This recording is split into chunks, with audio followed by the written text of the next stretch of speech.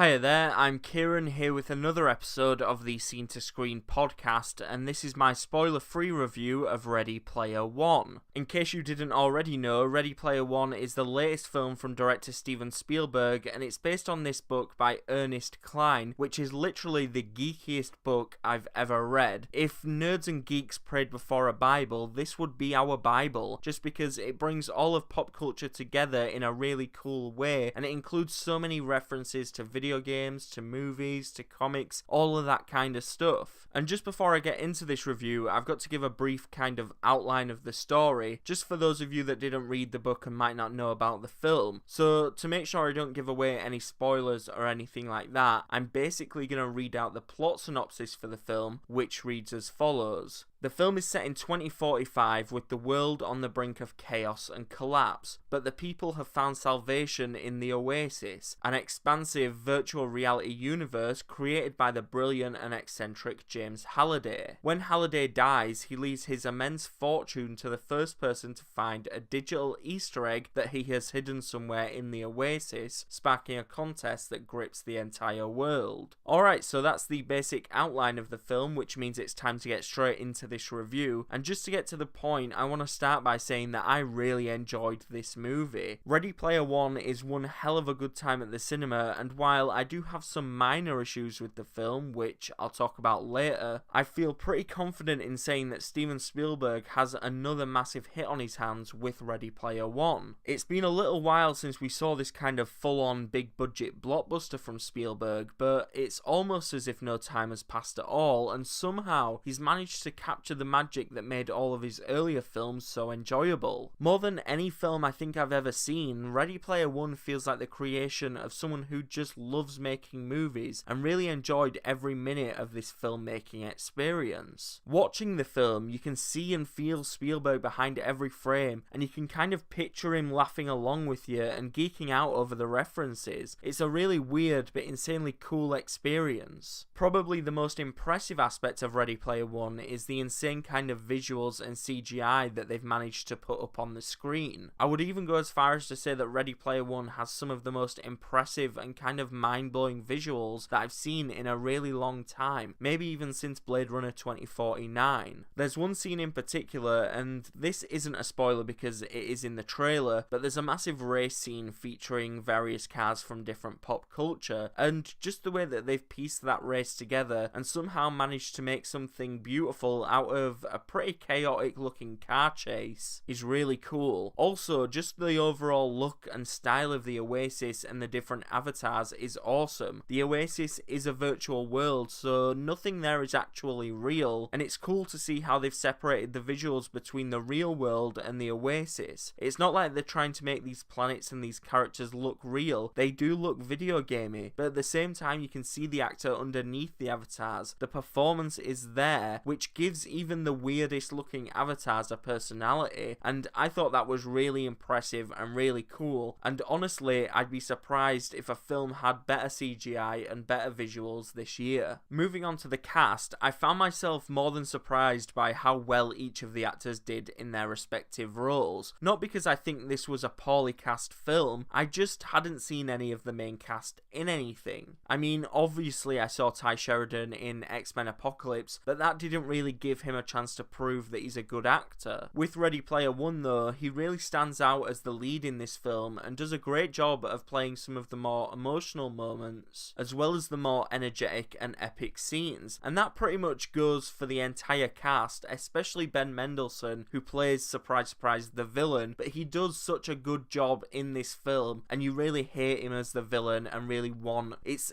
one of those great cinematic villains that Spielberg is so good at delivering every time. The score here is really impressive as well. The way that Alan Silvestri constructed the score makes it feel like an old Hollywood movie, kind of like Star Wars or even Indiana Jones. Every character has a theme, and as a big fan of movie scores and soundtracks, I was really happy with the music that accompanied this new Spielberg adventure. And just one last point before I move on to some of the problems I had with the film, I actually think the references and the cameos were handled perfectly. I know a lot of people who saw the trailer first and read the book were worried that Ready Player One would depend too much on nostalgia and pop culture, but I have to say that when I sat down to watch the film, all of the worries that I kind of had floated away after the first sequence. Because yes, while there are an insane amount of references to other characters and other properties, none of which I'll spoil here, they never become the focus of the film or get in the way of good storytelling. So I would say that if you were worried about the nostalgia being layered on too heavily here, give this film a shot because, like me, you might be pleasantly surprised. Alright, so now I'm going to talk about some of my issues with the film, and I would say that these aren't really even issues, they're more like nitpicks. But the first thing is character development. Because the film moves so fast and is so quickly paced, we don't get to see the characters develop much over the course of the film. There aren't many big scenes that push us to really care about these characters in a big and intriguing way. And finally, I do have a small issue with the actual story, just because there isn't actually anything original or anything that we haven't seen before in this story. It's the way that the story's told that's fresh and groundbreaking, not necessarily the story itself. With that said though, this film is so much fun and you'll have such a good time watching it and literally freaking out over the references that you won't even really pay attention to the lack of originality or lack of character development. And I get the feeling that Spielberg here was just trying to deliver a really fun and explosive film, and he succeeded at that. To give Ready Player One a rating out of 10, I'm going to give it a solid 8. Like I said, this is another great Steven Spielberg movie, and I think it would be pretty much impossible for someone to sit through this film and not have a fun time. So yeah, that's it for my review of Ready Player One. Please like and share this episode on all kinds of social media, and make sure you subscribe so you don't miss any future episodes. You can listen to the Scene to Screen podcast on iTunes, SoundCloud, Stitcher and YouTube, so make sure you head over to those sites and subscribe. Thanks for listening. I'll see you in the next episode.